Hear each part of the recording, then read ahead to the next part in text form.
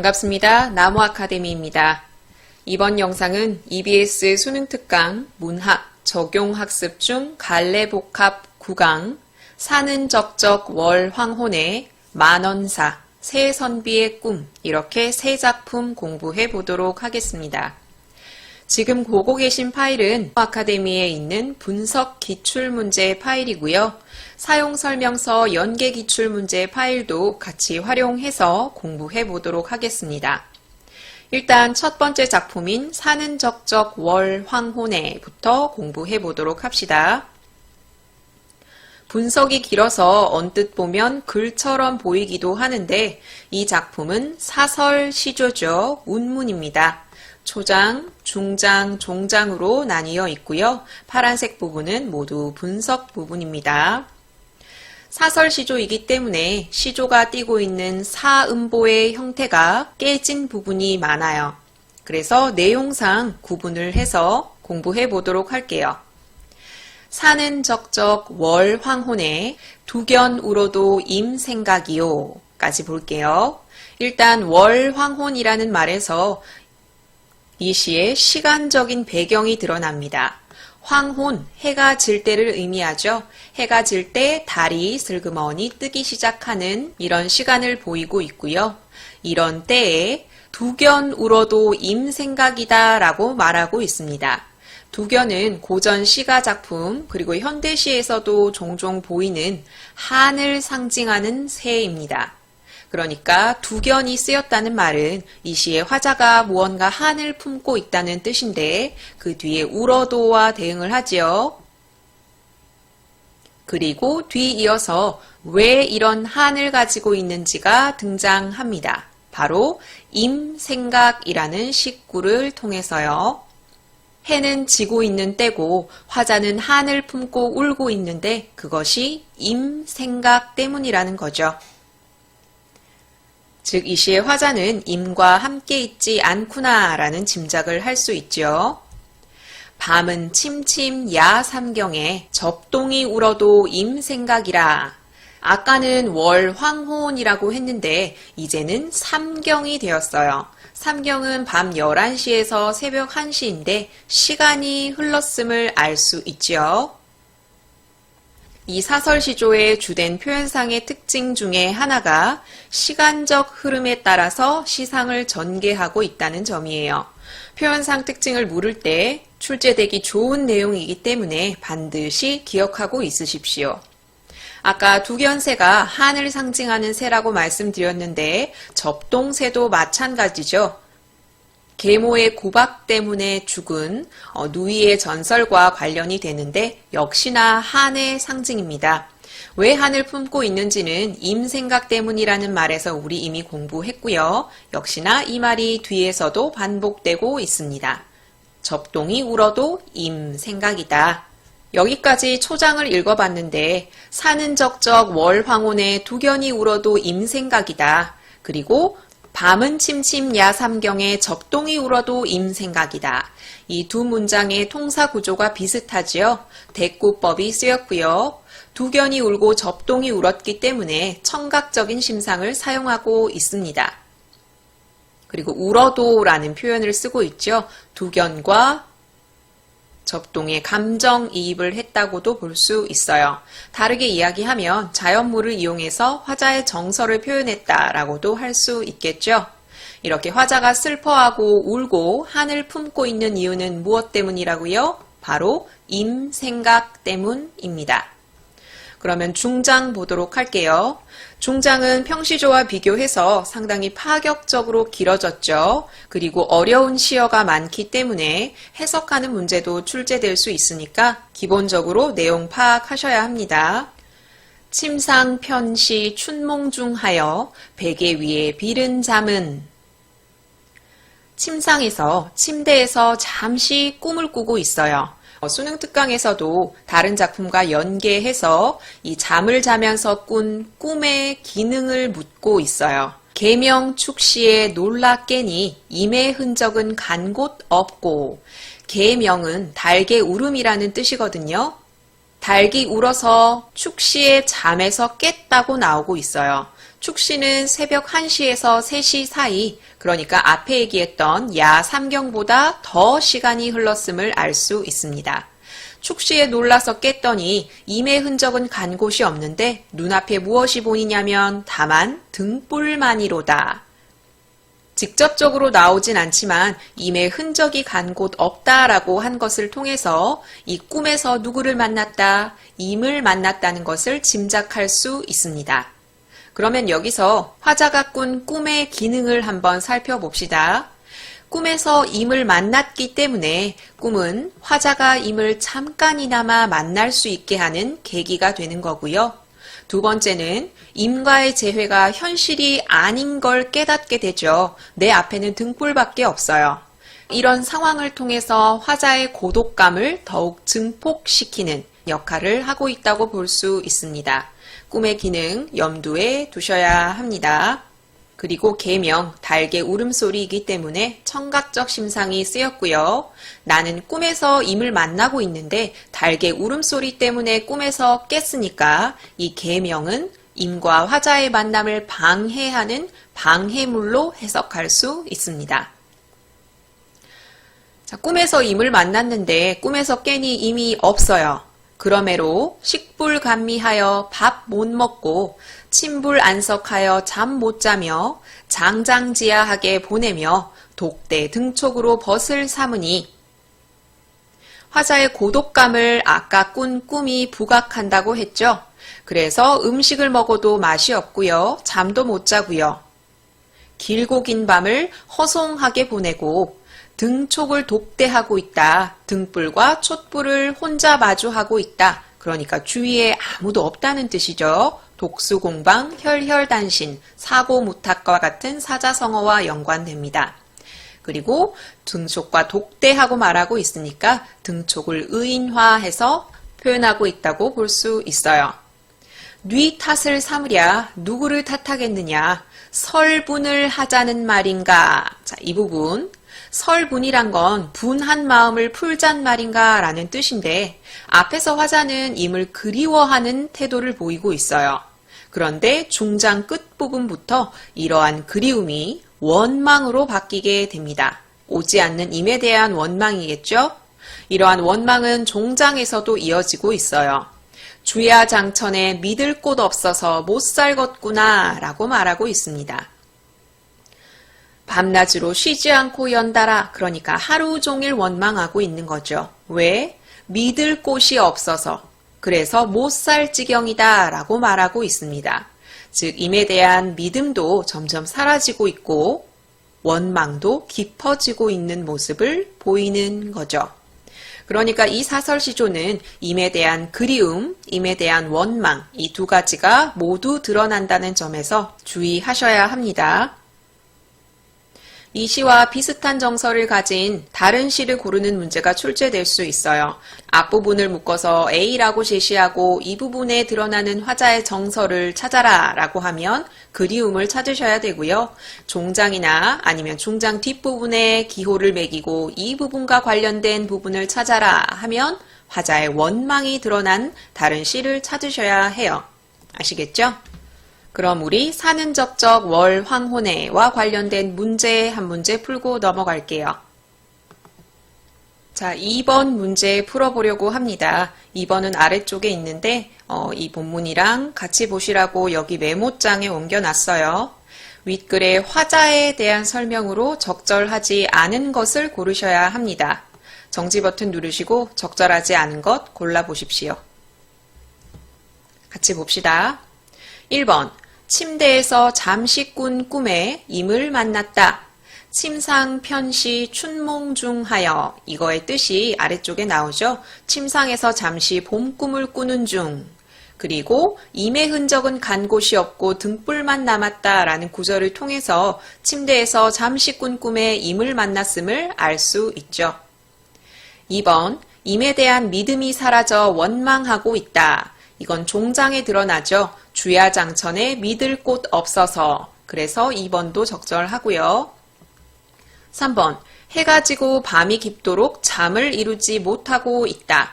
이 부분은 앞에 초장에 드러나고 있어요.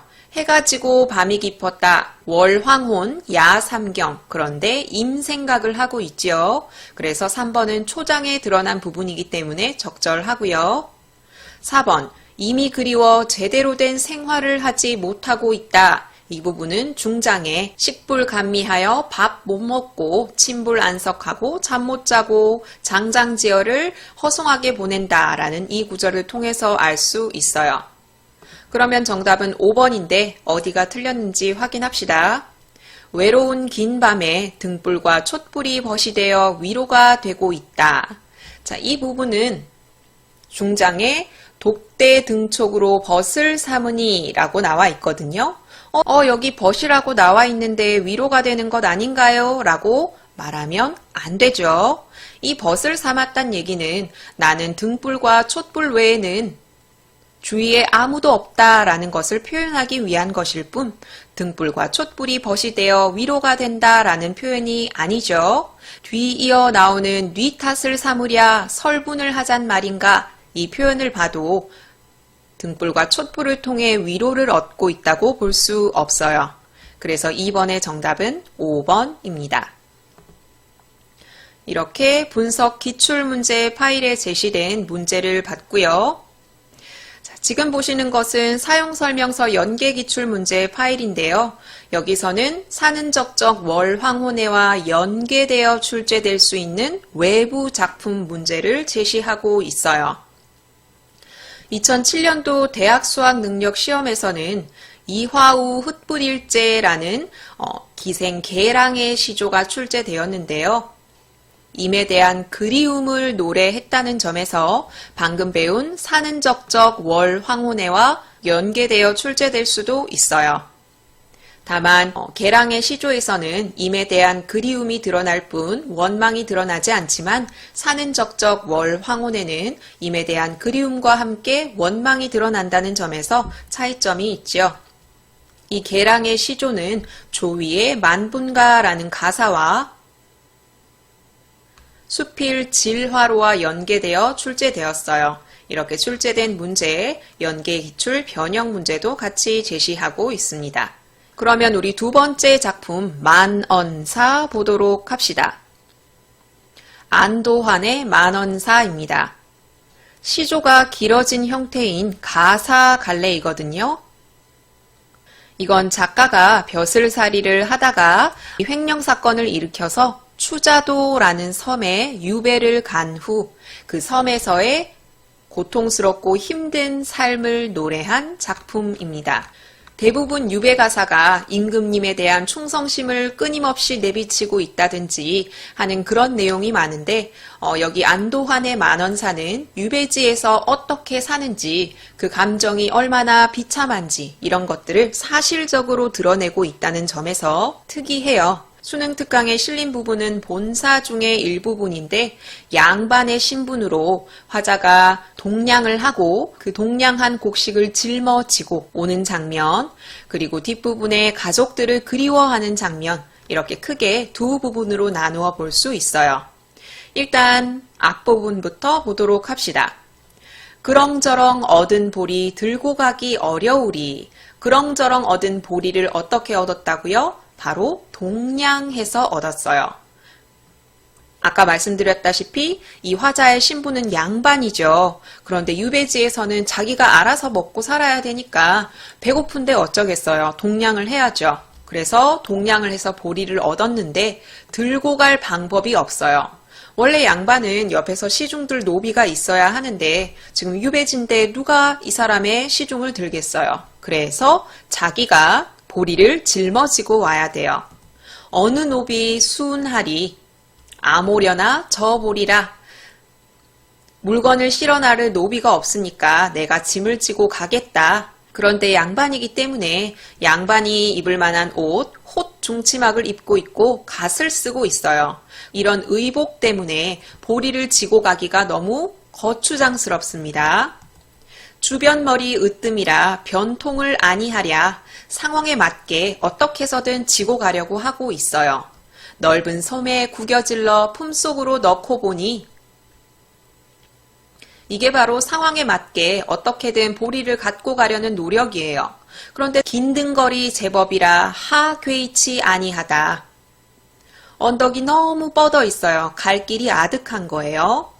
아마도 꿈이로다, 일마다 꿈이로다, 동량도 꿈이로다, 등짐도 꿈이로다. 대꾸법과 반복법을 통해서 지금 이 상황이 꿈이었으면 좋겠다라고 말하고 있거든요. 이 꿈을 활용해서 다른 작품의 꿈과 비교하는 문제가 출제됐습니다. 이 꿈은 화자가 실제로 잠에 들어서 꾼 꿈이 아니죠. 지금 현실을 부정하려는 마음에서 꿈이라고 이야기하고 있는 거예요. 현실 부정이죠. 뒤에서 당기는 듯 앞에서 미옵는 듯 짐을 지는데 익숙하지 않으니까 뒤로 넘어질 것 같고 앞으로 넘어질 것 같고 위태위태한 거예요. 아무리 굽히려도 자빠지니 어찌하리 등짐을 지는데 애를 먹는 모습을 보이고 있습니다. 머지않은 주인집을 천신만고 겨우 오니 존전의 출입인가 한출천배 하는 고야. 한출천배는 지금 화자의 처지에 대한 화자의 심리를 드러내는 시어입니다. 지금 주인집 앞에 와 있다고 이야기를 하거든요. 귀향을 가게 되면 그 지역의 어떤 집에 붙어 살 수밖에 없죠. 그 집의 주인이에요. 근데 이 주인이 마치 존귀한 사람의 앞이란 말인가. 내 처지가 몹시 민망하고 창피해서 땀이 나는구나 라고 말하고 있는 겁니다. 이거 해석 확실히 하십시오. 그런데 주인이 화자를 비웃고 있어요. 그 사람이 보기에 양반 신분으로 보리를 구걸해 가지고 직접 지고 온 모습이 고소한가 봐요. 양반도 할 일 없네, 동량도 하시었고 귀빈도 속절없네, 등짐도 지시었고 매우 비아냥대는 어조죠. 양반, 귀빈 다 필요 없네요. 동량도 하시고 등짐도 지시고 이런 어투인 거죠. 여기에는 반복법, 대꾸법이 쓰였고요. 동량도 하시다니 양반도 할 수 없군요. 등짐을 지시다니 귀빈도 속절없군요. 이런 문장 순서를 바꾸어 제시했기 때문에 도치법 역시 쓰였습니다. 밥산 노릇 하오시니 저녁밥 많이 먹소. 이것도 조롱입니다. 밥값 했으니 저녁밥 많이 드시오 라는 것이죠.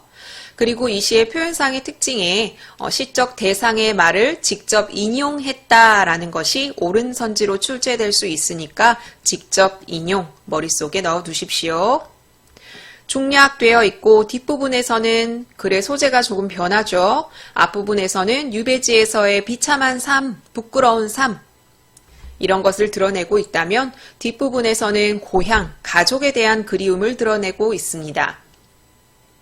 일단 설을 맞이한 풍경을 드러내고 있어요. 예 못 보던 네모반에 수저가추어 장김치에 나락밥이 돈독하고 생선 토막 풍성하다. 예전에는 보지 못하던 네모진 상에다가 수저까지 갖추어서 쌀밥에다가 생선 토막을 올리고 있어요. 이것은 설을 맞이했기 때문에 다른 때와 달리 풍성하게 밥상이 차려진 모습이죠. 그래도 설이로다, 배부르니 설이로다 하는 화자의 흡족한 마음이 드러나 있습니다. 그렇지만 이렇게 풍성한 상차림 때문에 뒤 이어지는 화자의 쓸쓸한 심리가 오히려 더 부각되고 있어요. 그럼 뒷부분 봅시다. 설날 아침 밥상은 풍성하게 받았는데 고향을 떠나온 지 어제로 알았더니 내 이별 내 고생이 경련사 되었구나. 경련사라는 말을 통해서 화자가 유배를 온 지 1년이 지났다는 걸 알 수 있습니다. 내용 확인은 기본입니다. 그런데 화자는 섭섭해하고 있어요. 어와 섭섭하다, 정초문안 섭섭하다. 정초문안을 드릴 곳도 없고 문안을 드리러 오는 사람도 없죠. 북당상친이 백발이 더하시고 공규화조는 얼마나 늦었는고. 방금 이 두 줄에는 고향에 있는 부모님과 아내에 대한 그리움이 드러납니다. 쌍치는 부모님이에요. 부모님의 백발이 더하신가? 그리고 공규, 남편 없이 혼자 지내는 아내의 방이거든요. 이 아내의 방에 화조는 얼마나 늦었는고 아내를 걱정하고 있는 거예요. 부모님, 아내 말고 자식도 있죠? 5세에 떠난 자식 6세 아이 되었구나. 아까 유배 온 지 1년 지났다고 배웠죠? 이렇게 부모님, 아내, 자식을 그리워하고 있습니다. 내 아녀 임이라도 내 서름은 서럽다 하리 너무 보고 싶어서 서러운 감정까지 일고 있습니다. 자, 이런 감정을 효과적으로 표현하기 위해서 공간적인 거리감이 드러나는 표현을 사용하고 있는데 일단 첫 번째로 천리일별이라는 말을 쓰고 있어요. 천리, 아주 멀리 떨어졌다는 거죠. 천리일별에 해가 벌써 바뀌도록 일자 가신을 꿈에나 들었을까 집 소식을 알지도 못해요. 운산이 막혔는 듯 하해가 가렸는 듯 의창전 한매 소식 물어볼 길 전혀 없네. 구름 낀 산이 막혔는 듯하고 큰 강과 바다가 가려 있는 듯이 고향과 지금 화자가 있는 곳의 거리감을 드러내고 있습니다. 소식을 물어볼 길도 전혀 없다고 말하고 있죠. 이렇게 화자의 슬픈 감정을 계속해서 설명하고 있어요. 또 공간적인 거리감을 드러내는 시어 두 번째, 바닷길 일천리라는 표현을 쓰고 있습니다. 바닷길 일천리가 멀기도 하려니와 약수 삼천리에 청조가 전신하고 은하수 구만리에 오작이 다리 놓고 북해상 기러기는 상림원 나라나니 일단 약수는 깃털도 가라앉을 정도로 부력이 약한 전설상의 강이에요. 장애물을 이야기할 때 고전시가에서 관습적으로 사용되는 표현이거든요. 내 앞에 약수가 가렸나 이런 식으로요. 이 약수 삼천리에 청조가 편지나 소식을 전하고 은하수 구만리는 까마귀와 까치가 다리를 놔줘요. 누구를 위해서? 견우와 직녀를 위해서. 그리고 북해상 기러기는 상림원에 날아나니 이거 중국의 고사랑 연관이 되는데 이 기러기가 한나라 소무가 죽었는지 살았는지 소식을 전해줬다는 고사가 있거든요. 그러니까 청조, 파랑새가 소식을 전하고 까마귀와 까치는 견우와 직녀를 이어주고 기러기는 소무라는 사람의 생사를 전달해주는 역할을 한다. 그러니까 얘네들은 모두 누군가의 소식을 전달하는 역할을 해요. 그런데 화자는 이런 역할을 해줄 새가 없죠. 내 가신 어이하여 이다지 막혔는고 나는 왜 내 가족들과 소통을 할 수 없는가? 가족들의 소식을 알지 못하는가? 라고 말하고 있습니다. 그러니까 청조나 오작, 기러기와 같은 소식을 전할 매개체가 없는 화자의 처지를 부각하는 것이죠.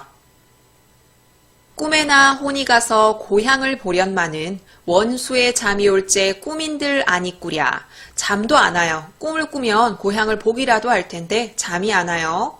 흐르나니 눈물이요 진나니 한숨이라 너무 괴롭죠. 내 눈물이 모였으면 추자섬이 생겼으며 이 한숨이 쌓였으면 한라산을 덮었으니 대꾸적인 표현을 사용하고 있고 내 눈물이 모이면 추자섬이 생기고 한숨이 쌓이면 한라산을 덮을 것이다. 과장법 역시 사용되고 있죠. 자기의 슬픔을 강조하고 있습니다. 게다가 해안에는 해가 지네요. 낙조하고 어촌에 연기가 나는데 사공은 어디 가고 빈 배만 메었는고 배를 타고 가야 고향으로 갈 거 아니에요. 그런데 배는 있는데 사공은 없습니다. 지금 처지를 절대로 벗어날 수 없다는 이런 우울감을 드러내죠. 이 우울감은 해지는 이 시간으로 인해서 더욱 부각되고 있습니다. 여기까지 같이 만원사 가사 살펴봤어요. 그러면 이 만원사에 관한 문제 보도록 할게요. 16번 풀어보려고 합니다. 16번 윗글을 바탕으로 영화를 촬영하려고 한다. 감독의 지시사항으로 적절하지 않은 것은 옆에 최대한 지문 많이 실어놨거든요. 정지 버튼 누르시고 적절하지 않은 것 찾아보십시오. 같이 봅시다. 1번 의상팀은 주인공이 입을 허름한 중치막을 준비해 주세요.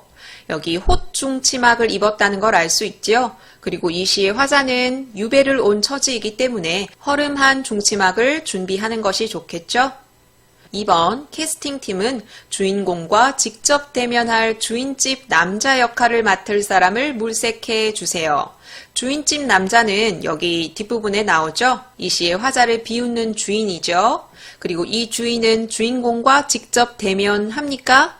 대면하죠. 보리를 동량해서 직접 짊어지고 오는 화자와 대면하면서 이렇게 비우는 말을 하고 있기 때문이에요. 그래서 2번도 적절하고요. 3번, 소품팀은 쌀밥과 생선, 김치와 관련 소품을 준비해 주세요. 이것은 중략 뒷부분에 설을 맞이해서 먹는 음식에 나오죠. 나락밥은 쌀밥이고요. 그리고 생선, 김치도 있죠. 그 기타 소품을 준비하는 것이 적절합니다. 4번, 촬영팀은 파랑새와 까막같이 기러기의 생태를 미리 카메라에 담아와 주세요. 자, 여기 까막같이 기러기 그리고 파랑새가 등장하죠. 그 부분 볼까요? 청조, 파랑새 나오고요. 까막같이 나오고 기러기도 등장을 해요.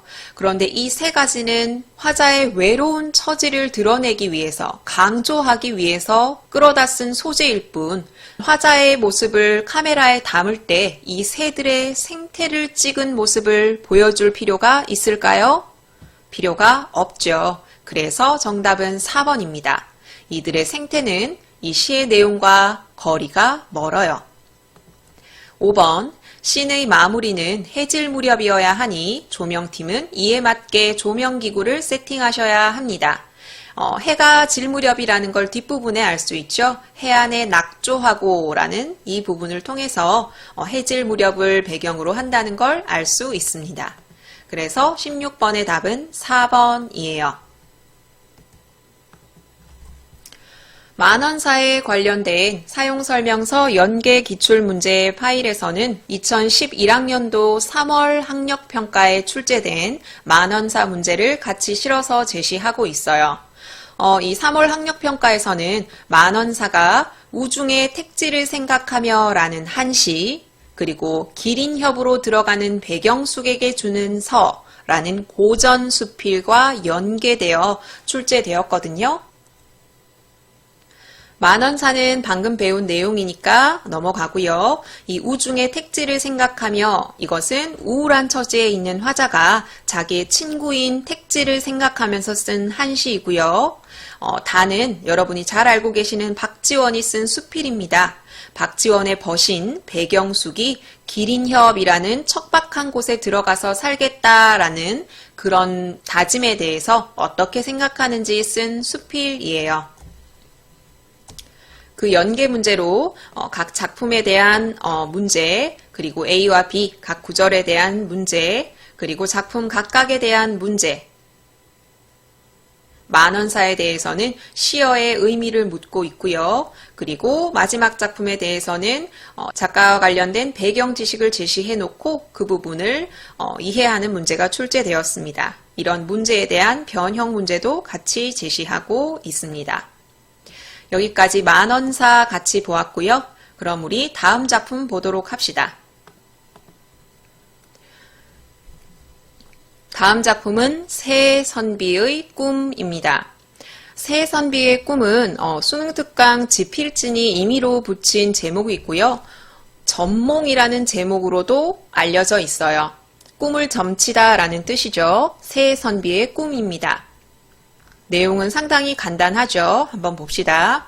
옛날에 유생 세 사람이 과거 시험을 보러 가는데 이 유생들은 과거 시험을 보러 가는 길에 꿈을 꾸게 돼요. 한 사람은 거울이 땅에 떨어지는 꿈, 그 다음 사람은 애부, 지피나 헝겊 등으로 만든 인간 형상의 물체라고 나와 있죠.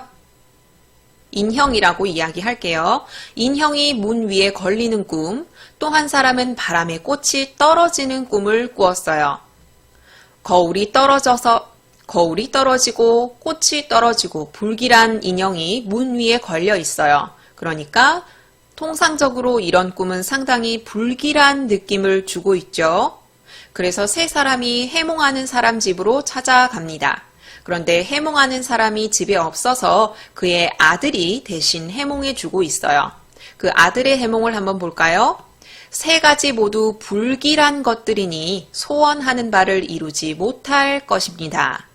그러니까 해몽하는 사람의 아들은 관습적인 의미, 통용되는 의미를 기준으로 해몽을 하고 있는 거죠. 거울이 떨어지고 지푸라기 인형이 위에 걸리고 꽃이 떨어지는 것은 불길한 것이 아닌가. 그러니까 당신들이 꾼 꿈은 흉몽이다. 라는 거죠. 이따가 해몽하는 사람이 와서 아들을 꾸짖었어요. 꾸짖었다는 말은 이것이 제대로 된 해몽이 아니라는 의미죠. 그리고 시를 지어서 해몽을 합니다. 일단 두 번째 사람, 애부가 문 위에 걸린 꿈. 애부는 사람들이 우러러 보는 바요. 인형이 문 위에 걸리면 사람들은 그 인형을 기이하게 여겨서 고개를 들어서 바라볼 수밖에 없다. 그러니까 사람들이 당신을 우러러 보는 어떤 일이 있을 것이다. 과거에 합격할 것이다. 라는 거죠. 그리고 첫 번째 사람의 꿈, 거울이 땅에 떨어지는 꿈. 거울이 떨어지면 어찌 소리가 없겠는가? 와장창 하는 소리가 나지 않느냐? 그러니까 너도 앞날에 소리가 날 일, 즉 잔치를 할 일이 생길 것이다. 즉 너도 과거에 합격할 것이다. 그리고 세 번째 사람, 바람에 꽃이 떨어지는 꿈. 꽃이 떨어지니 응당 열매가 있을 것이니 꽃이 떨어지면 열매가 생기지 않니? 너도 노력의 결실을 맺을 것이다. 즉 과거에 합격할 것이다. 라는 거죠. 한마디로 세 분이 함께 명성을 얻으리로다. 과거에 합격할 것이로다. 라고 해석을 해 준 거죠. 이런 전체적인 상황과 관련된 속담에는 꿈보다 해몽이 있고요. 그리고 한자성어를 활용하면 이현령, 비현령이라는 한자성어를 들 수도 있습니다. 아니나 다를까 세 사람이 모두 과거에 급제하였다라는 결론을 맺고 있습니다. 과거에 급제하였다는 이런 결론을 맺고 있기 때문에 이 꿈은 어떤 기능이 있다고 볼 수 있죠? 꿈의 예언적 기능을 드러내고 있다고 볼 수 있습니다. 그리고 이 작품은 특이한 것이 어디에 초점을 두느냐에 따라 주제가 조금씩 달라질 수 있어요.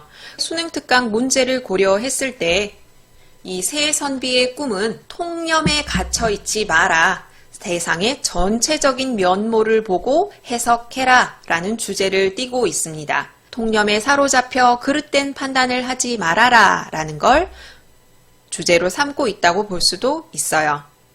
또 다르게 이야기하면 동일한 사안에 대해서도 어떻게 생각하느냐에 따라 결과가 달라질 수 있으니 마음가짐을 긍정적으로 가져라. 이렇게 해석할 수도 있다는 거죠. 그러니까 이 글을 공부하실 때는 주제가 하나다라고 생각하지 마시고 여러 주제를 염두에 두시고 공부하셔야 합니다. 그러면 이 글에 관련된 문제 풀어볼게요. 여기 11번 풀어보려고 하거든요. A에 대한 설명으로 적절하지 않은 것은 A는 방금 해몽하는 사람이 해몽하고 지어줬던 시를 의미합니다. 적절하지 않은 것 정지 버튼 누르시고 풀어보세요. 같이 봅시다.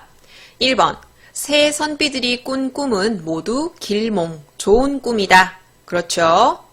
2번 사람들이 선비를 우러러 보게 될 꿈이다. 어느 꿈에 해당하죠? 애부는 사람들이 우러러 보는 바요 라고 나와 있죠. 3번 왁자지껄한 소리가 날 잔치를 할 일이 생길 것이다. 이것은 거울이 떨어지면 어찌 소리가 없겠는가와 연관되고요. 4번 꽃이 떨어지는 시련을 견디면 좋은 일이 생길 것이다. 이 구절과 연관된 것이구나 라고 생각하시면 안 되죠. 여기 A는 꽃이 떨어졌으니까 열매가 맺힐 것이다 라고 말할 뿐 꽃이 떨어지는 것과 같은 시련을 견뎌라. 그러면 좋은 일이 생길 것이다 라고 말하는 것이 아니죠. 5번 새 선비들은 모두 과거에 합격하게 될 것이다. 세 분이 함께 명성을 얻으리로다 에서 알 수 있습니다. 그래서 11번의 답은 4번입니다. 이외에 새 선비의 꿈의 연계 기출문제 보도록 할게요. 2020학년도 6월 모의평가에서는 유원 12곡이라는 연시조와 조용이라는 고전수필이 출제되었거든요. 이 중에 조용은 통념에서 벗어나서 새로운 시각으로 무언가를 바라본다 라는 점에서 새 선비의 꿈과 연계할 수가 있어요. 조용이라는 고전 수필은 게으름의 귀신과 화자가 대화하는 형식입니다. 이 글의 화자는 게으름 보고 너 내 몸에서 나가라 라고 이야기를 하는데 게으름 귀신은 여러 가지 이유를 들어서 화자를 설득을 해요. 게으름은 나쁜 것만은 아니다. 이러한 좋은 점이 있다. 그렇지 않느냐 라고 얘기를 하니까 이 글의 글쓴이가 그래 앞으로 너랑도 계속 살게 라고 말을 해요. 그러니까 게으름에 대해서 통념에서 벗어나 새롭게 해석하고 있다는 점, 그런 점에서 새 선비의 꿈과의 공통점을 들 수 있습니다. 이렇게 연계기출문제 파일에서는 작품과 연계된 작품을 같이 소개하고 있어요. 여기까지 9강 사는 적적 월황혼의 만원사 새 선비의 꿈 이렇게 공부해 보았습니다. 그럼 이번 해설 영상은 여기서 마무리할게요. 이 모든 자료는 나무 아카데미 홈페이지에서 이용하실 수 있습니다.